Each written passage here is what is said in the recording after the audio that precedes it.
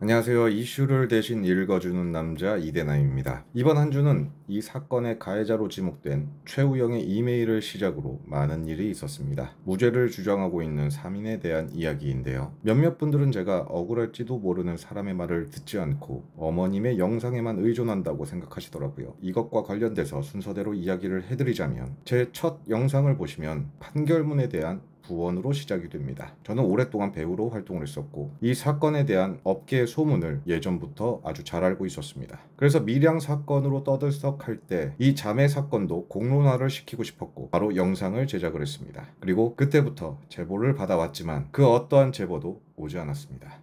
어머님과는 연락도 되지 않았고 그 당시에는 가해자에게 메일도 오지 않았습니다. 그래서 어머님의 영상을 보고 이 사건과 관련된 판결문을 검색하면서 자료 조사를 했습니다. 그리고 가장 최근 판결문과 2017년의 판결문을 근거로 총 가해자가 12인이 맞다고 오로지 제 스스로 판단을 했습니다. 그 판결문에도 분명히 어머님의 주장에 과장된 부분이 있다고 나와 있었지만 제 영상에 언급된 이영광, 김도연, 김선모, 양태금에 대한 성폭행과 나머지 8인에 대한 성추행 혐의도 상당 부분 인정이 되었습니다. 그러니 가해자가 12인이라고 판단을 한 것이죠. 2017년에 판결이 난 소송은 가해자들이 어머님을 상대로 허위 사실에 대한 명예훼손으로 고소한 사건입니다. 만약 최우영이 주장하는 3인이 범행을 저지르지 않았고 결백했다면, 아니 100번 양보해서 애매한 부분이 조금이라도 있었다면 이 소송의 판결은 일부 승소를 했을 것입니다. 하지만 어머님은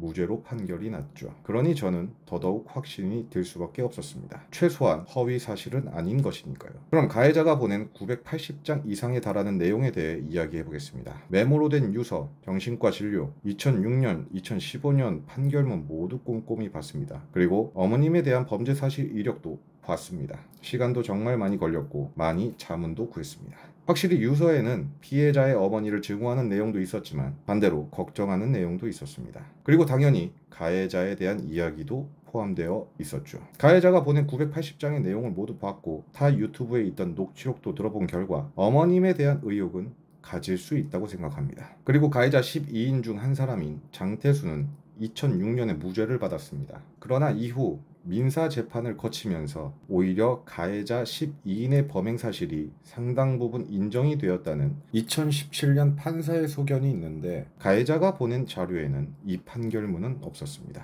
또한 가장 최근 판결이 난 2023년 피해자 어머니를 명예훼손으로 1,500만 원의 상당의 손해배상을 지급하라는 소송의 판결 역시 성범죄에 대해 인정을 하지만 명예훼손죄가 성립이 되어서 어머니는 가해자들에게 100만 원을 지급하라는 일부 승소를 하였습니다. 만약 이 소송에서 가해자들에게 범죄 사실이 인정이 되지 않았다면 어머니는 더 많은 손해배상을 지급했을 것입니다. 그리고 만약 최우영이 이 모든 판결문을 보내줬더라면 저 또한 어쩌면 조금 많이 고민을 했을 것입니다. 실제로 최우영이 보내준 자료를 보고 상당히 많은 고민을 했습니다. 그리고 저는 한 가지 의심을 할 수밖에 없었죠. 가해자가 보낸 자료가 어쩌면 본인들에게 유리한 자료만 준 것은 아닐까 하고 말이죠.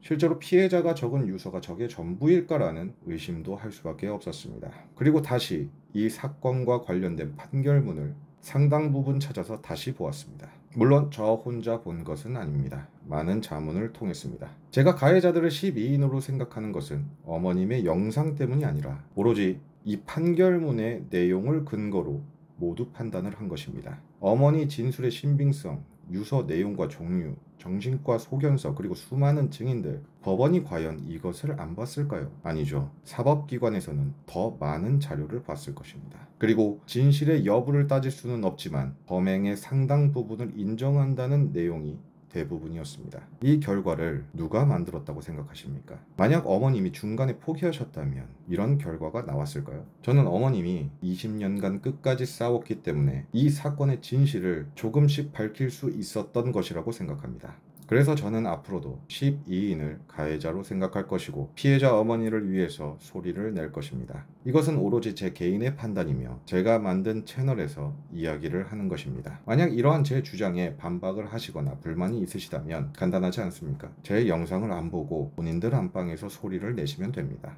현재 저에게는 가해자에 대한 어떠한 제보도 오고 있지 않습니다. 그래서 가해자에 대한 영상을 제작하는데 시간이 상당히 걸릴 것으로 보입니다. 정말 다행스러운 거는 현재 전문으로 보조 출연 일을 하시는 선배님들께서 많은 협조를 해주시겠다라는 응원을 받았습니다. 현재 업계에서 종사하시는 분들 입장에서는 제가 맞는 길을 가고 있는 것 같습니다. 그러니 많은 제보 부탁드리며 가해자의 소식이 전해지는 대로 그들의 소식을 전해드리도록 하겠습니다. 오늘 영상은 이것으로 마치겠습니다.